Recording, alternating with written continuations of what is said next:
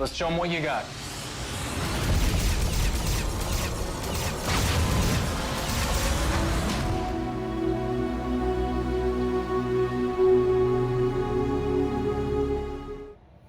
And hello. Creatures, species, alternate trains of thoughts, the continuum. My name is Ant Gold, and I'm here on behalf of JVS. I have the happy privilege to be able to screen the first 5 episodes of the latest in the long line of Star Trek series. Well, latest if you're in my linear timeline. If you're from an alternate plane, it could be something different. If you are from the future, maybe other Star Trek is coming out next. If you have proper calculations that went around the sun in just the right way, perhaps you're watching this in your past. So, either way, we are talking about Star Trek Strange New Worlds. Those interesting characters we saw shoot off from Discovery Season 2 and wondered, you know what? This seems like a little bit more fun. I'm gonna go over here. No. I am here to talk. If you've seen it, I've done reactions to the first 5 episodes. You've seen little clips, maybe 2 or 3 minutes. And if you can tell, I'm enjoying the series. Now, it's no secret that we have had a split in different fandoms, in different sci-fi, from Star Trek to Lord of the Rings to Star Wars. We have new perspectives, old perspectives. We have people with the same perspective arguing over who's standing where. And it's honestly exhausting. Now, we've come into this new era of Trek with a 20-year, something like a year hiatus, not counting the JJ movies. And Discovery has been divisive. Whether you like it or not, whether you like it and you can still recognize that it is a different vantage point. Star Trek has always been progressive. It's done better at being progressive in some areas than it has been at others. So that's not a point, but some of the storytelling has been different. Some of the ways we have interacted with characters, the way we have not really seen a lot of character growth on the main bridge crew or things like that. And you've had Star Trek Picard and Discovery. That's been more like people who are going through therapy and wanting to share those tools with audiences.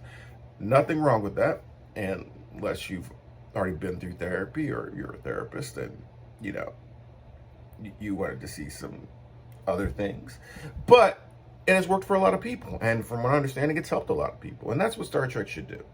But it has been a divide. It has been emotions and plot convenience first versus like the overall granding building of a story. So we've seen a lot of Star Trek Picard and Discovery who's disassembling things and seeing how they work when they're not functioning the way they have in the past. And that's been kind of exhausting. So when you come into Strange New Worlds, we are promised exploration, going and doing what we know Star Trek's to do well in the past, where we're getting new ideas, new thoughts, new creatures, new ways people interact, different perspectives, and most of all, fun. I think that even TNG forgot this when it got to the movies. I think that we forgot how funny Star Trek can be, how heartwarming how Star Trek can be, how hopeful Star Trek can be. And to me, I think if you're looking for this, this is your show. But I also think that if you're a fan of Discovery, you have a lot of those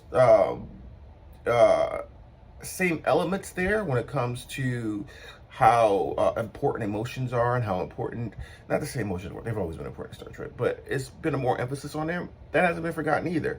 So you have the fun, the scientific exploration, you have the interpersonal workings. Didn't work for me, but everybody has a trauma story. Everybody's behaviors and reasonings for joining Starfleet is based on some kind of trauma. That's your bag of tea. That's here too.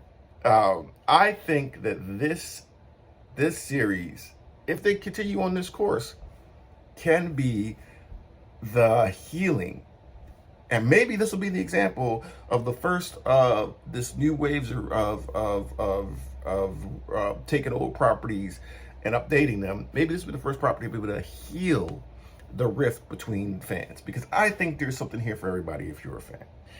And again, everybody's a fan. If you are a fan of older Star Trek and don't like this new stuff, you're a fan.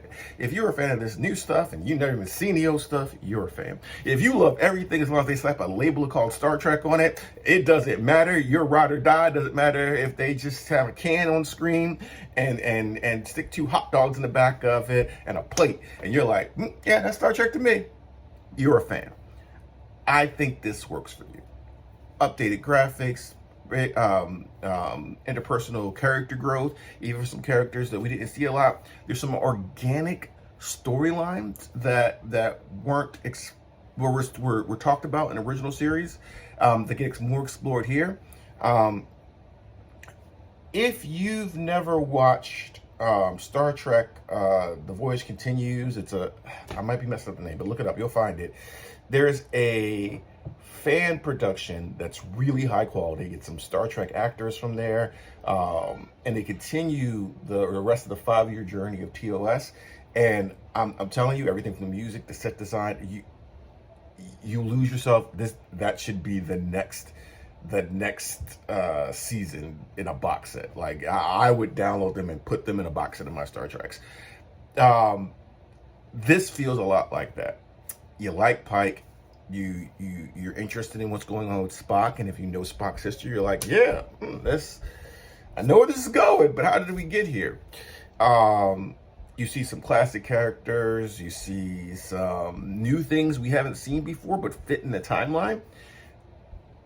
I generally enjoy this show. I have fun with this show. I was looking forward to seeing every episode of the show. I even had to pace it out some because I didn't want to overload. You eat too many sweets, you get sick, but I liked it. The weakest episode in the 5 that I was kind of like, I still liked. I think Star Trek Strange New Worlds is the show that could show us how to heal as a fandom. I hope you agree. I hope you check it out. And I hope you tell me what you think about it. Anyway, thank you, JVS, for letting me get that early screening of those first 5 episodes. You have revitalized my fandom.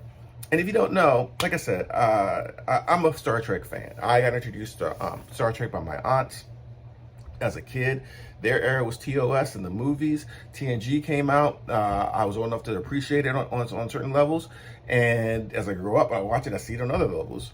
I think that this show can have the fun and the hope of TOS, the likability of TNG and Voyager, and some of the great character arcs and ever-evolving meta story of connective story of DS9.